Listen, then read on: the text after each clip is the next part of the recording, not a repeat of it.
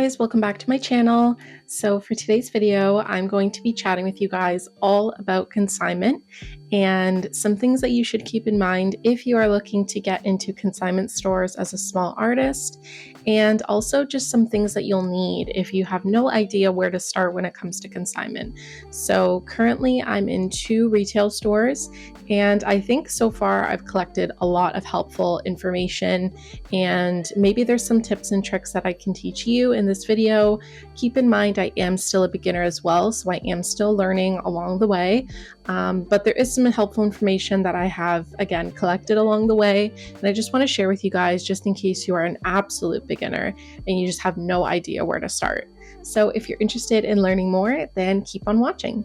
Okay, so number 1 is deciding, first of all, if consignment is for you. There is a lot to consider if you are a small artist looking to get started with consignment stores. Basically, if you have no idea what consignment is, it's basically a retail store that you can pay a shelf fee and you can display your products at that store. So there are specific stores that do offer this program for artists, and some of the more popular ones are like Shop Makers, the local gift shop, Artisan Market, Artist Alley shop in Toronto and Montreal. And those are just to name a few, but there are plenty other gift shops and boutiques that offer consignment programs for small artists. So you just kind of have to do your research and see what is nearest you. But you do want to consider if consignment is for you. So some things to keep in mind with consignment is there is high fees when you're starting in a retail store.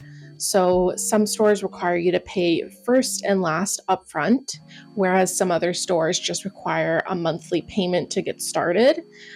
Shop Makers in particular is a boutique that does require higher fees than normal. It is very expensive, even if you're just starting out with an entry shelf, and their fees just go up from there. Depends on if you want like a full shelf and you want more space in the store, the fees would go up. So some shelves can cost you like $800 a month, whereas I pay $355 per store, and that's with taxes included per month.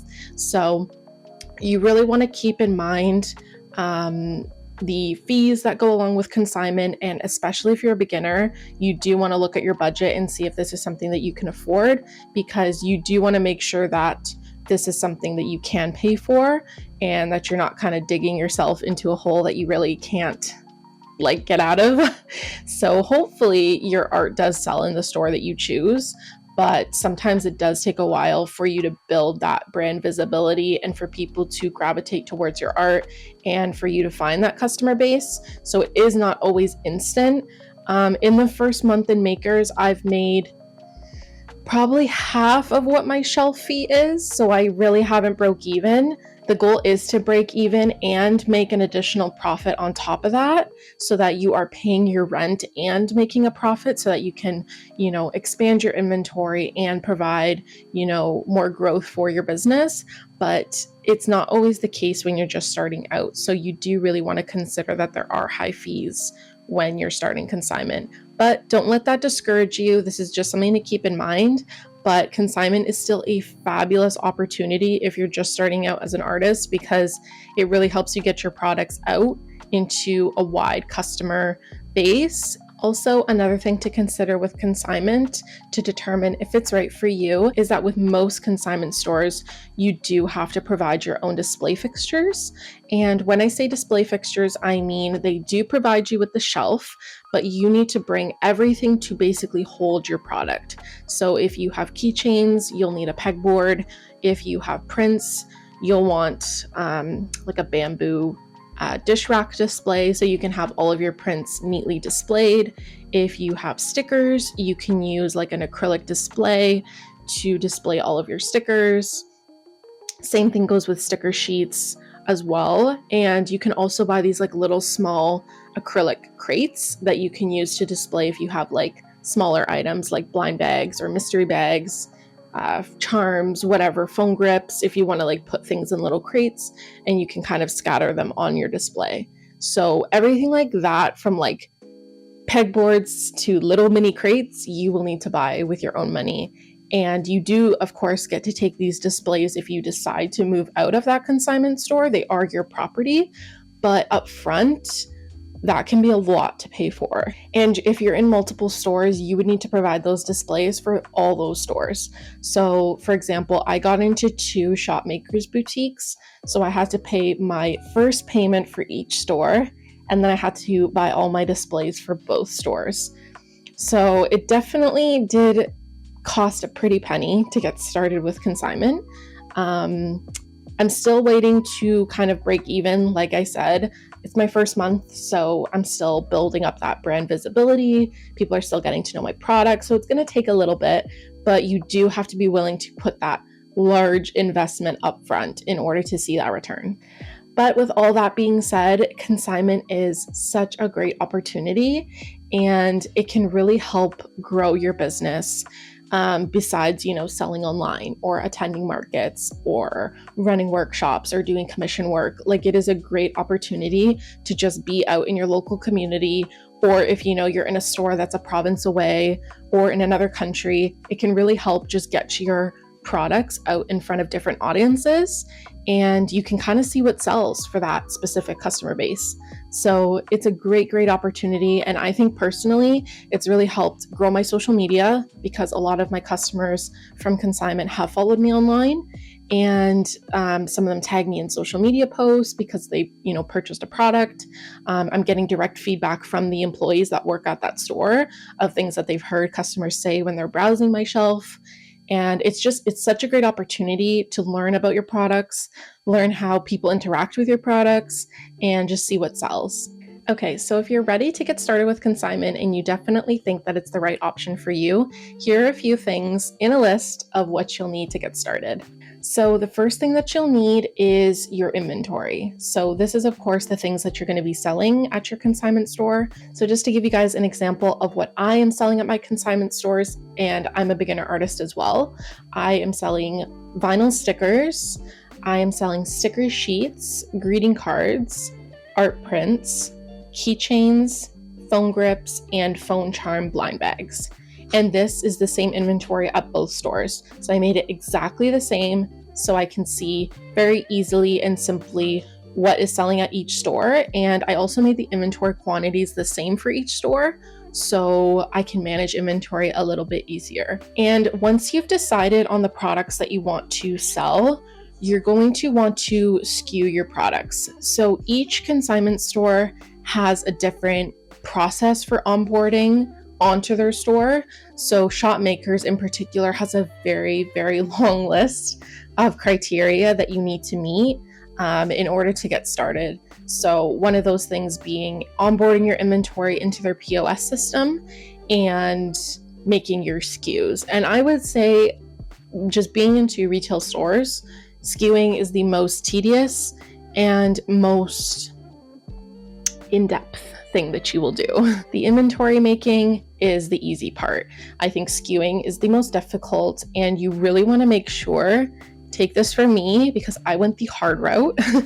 You want to make sure that you are printing your SKUs in the most efficient way possible. And when I say this, I mean a thermal printer is probably your best bet. If you guys have another effective way of printing SKUs, leave it in the comments down below. I would love to know. But just from my own experience, do not print them on your printer and cut each one by hand. Unless you have very little product, it is such a tedious process. I think the easiest way is just to purchase a thermal printer. Of course, if you don't have money for a thermal printer, you'll have to print it on your printer and just cut each one by hand. But if you have a thermal printer, that is the easiest way to do it. You can use a shipping label and then line item all of your SKUs in rows, or you can buy on Amazon sheets of labels that are sized to your product. So you can buy 2 by 1.5 inch labels or 0.5 by 1.5 inch labels so that they're small enough that they can go on the back of a greeting card or a print, and they're not too large. And this would eliminate the cutting process completely. But this is the fastest way to do it, is with a thermal printer. But as for how to make SKUs, definitely follow the instructions of the consignment store that you do get onboarded with. Each store is completely different. They'll give you your vendor code, which is the number one thing that you need to have on your SKU. So it's usually your vendor code with a dash, your SKU number, a promo if you have it. You make sure that you list that on the SKU, and then you have to have the cost of the item. So again, once you've made SKUs before, you'll kind of know how to do it. I can put an image right here of one of my SKUs so you guys can see what it looks like. But again, each store has their own instructions, so you just want to make sure that you're following their specific instructions before you make anything at home. So another thing that you will need for starting with consignment, besides your displays and besides SKUs and your inventory, is your signage. So this is another huge thing that you do not want to forget when you're setting up your display at your consignment store, because all consignment stores require you to have very clear displays of your pricing. That is like one of the main criterias. And you want to make sure that you have your branding as well, very clearly displayed. So if you watched my prep with me for my maker shop, I went over all the signage that I used for my shelf. I might link the video up here if you guys do want to watch that. But basically you'll need price cards. You'll need a bio or like a quick write-up of you as the artist. Not all stores require this, but I think it does add a really nice touch to your display, and it allows people to learn a little bit about you before they purchase any of your items. Another thing that I made for my display was a QR code. This is a really easy way for someone to just scan and follow you, or just go to your website and learn more about what you offer. And because I didn't put any business cards out on my shelves, a QR code was a nice, easy way for people to just scan and quickly get directed to all of my links. And of course, the last thing that you'll need is your brand signage. So this is the sign that has your business name, your mascot, maybe your brand colors, just something that people can see from far away if they're looking specifically for you in the store, or if they just, have never seen your brand before. It's a really great way for them to just quickly learn your business name and maybe just a little bit about your brand style and what kind of art you make. So for me, I just made a quick little sign in Adobe Illustrator. It was super easy to make, and I made it to the size of my pegboard, and then I just bought command strips from the dollar store, and they're the ones that are like Velcro, and they just like kind of snap together, and I used that directly to just adhere it to the pegboard, and it actually worked amazing. Nothing has fallen on my display. I've also used these like little adhesive sticky tabs from the dollar store to clip all of my price cards to my shelf, and that has worked amazing as well. So just to recap the things that you'll need, because I did ramble a little bit there, you'll want your display fixtures, all of your inventory, your SKUs, and your signage. So those are the things that you will need just right off the top of my head for starting with consignment. So another thing to keep in mind with consignment is that if the store isn't close by enough to you where you can drive, you will have to ship your products to the store. And a lot of consignment stores do offer shipping options where the staff will receive your products and unpack it for you, set up your display as long as you provide some basic instructions to how you would like it set up. And then some of them even send you a photo to get your approval of the setup so that it's to your liking. With this option, you will have to pay the shipping fee to get your products over to the store, which can be quite costly. And also some stores have like a receiving fee. But again, each consignment store is different, and some might not charge fees, some might charge a higher fee. So you just want to make sure that you're doing your research beforehand if you don't live close to the store, or you don't have a way to get to the store and you need to ship your products over. So the last thing that I wanted to chat about is inventory and how you can easily manage your inventory if you're getting started with consignment. So it's good to get into the habit of counting inventory on a regular basis as a small business owner, because as your business grows, it will only get more frequent and more crucial to count your inventory. So it's just good to continuously count your inventory, even if you don't have a lot on hand. It's just good to always know what you have in stock.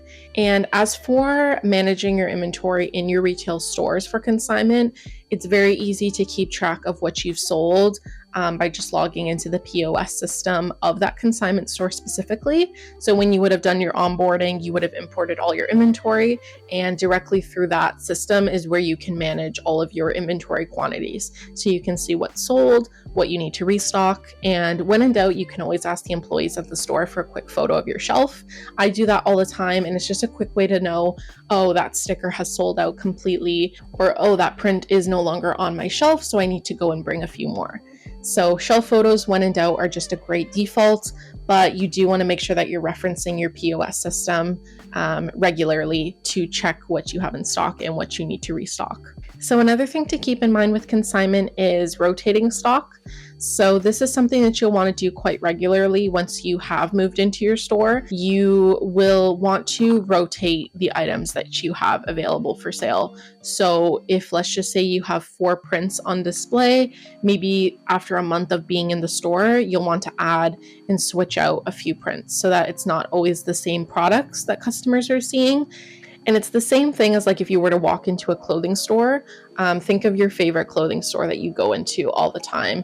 You wouldn't see the same products every time you visit. There's always going to be new arrivals, something new to look at. So the same goes with your store that you're in. You always want to make sure that there's something new and fresh for customers to look at, and that it's not the same thing every time they visit your store, because hopefully you'll want repeat customers, and it would be nice for them to look at new items that they visit your shelf and not always the same stickers or the same prints. So I would say like every month or every 2 months, you might want to refresh your display by adding some new items. Or if also you notice that maybe there's an item that's not selling, you can remove it from your shelf completely and swap it for a different item that you think might sell a little bit better. But overall, in a nutshell, consignment has been one of the best opportunities thus far that I have had for my business. I am so happy with the stores that I'm in. The staff members are absolutely amazing. They're so helpful, and they're always ready to answer any questions that I have. So if you are thinking about getting into consignment, I highly, highly, highly recommend it. And it's just such a great opportunity, such a great learning experience as well as a business owner. So again, if you can afford it, I would recommend that you do it. Okay, so that's it for today's video. Thank you so much for watching. I really appreciate you sticking till the end. And I hope that you learned a little something about consignment, and maybe this video inspired you a little bit to maybe get started with consignment for your own business. If you have any questions, or if you just want to chit chat about consignment, I'm always available for you guys, and you can leave a comment in the comments down below. As always, if you enjoy videos like this and you want to see more small business vlogs, tips, behind the scenes, make sure you subscribe to my channel and turn on that bell notification so that you never miss an upload from me. And also, it really helps me out if you guys leave a like on this video, just so I know that you're enjoying this content. So don't forget to hit that thumbs up button down below. Thank you again for watching this video, and I will see you guys next Wednesday. Bye!